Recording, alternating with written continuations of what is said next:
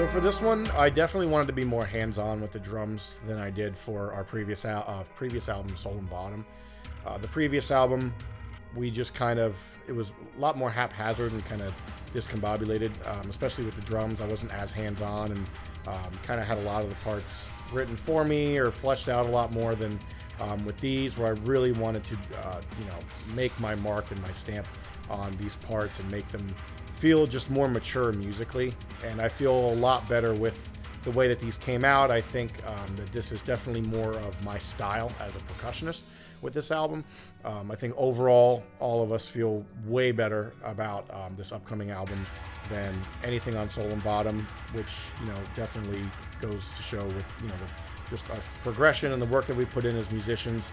It's really rewarding whenever the output reflects that. And I think that with this album, that definitely is the case. And these parts are just a lot more fun to play than the ones on Soul and Bottom. These parts actually are enjoyable and really just a lot more dynamic and fluid than the previous parts.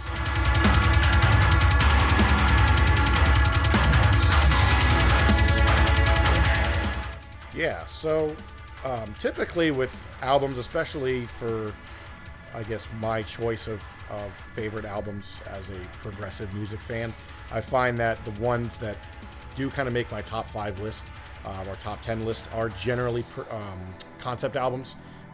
It seems kind of to be more of a thing in the progressive or maybe the technical music community that they do a lot of concept albums, and I really love how you can encompass a massive idea or just such a gargantuan, concept, for lack of a better word, into an album where it kind of has that uniformity. I really personally enjoy whenever there is this huge underlying, just tone or story, if you will.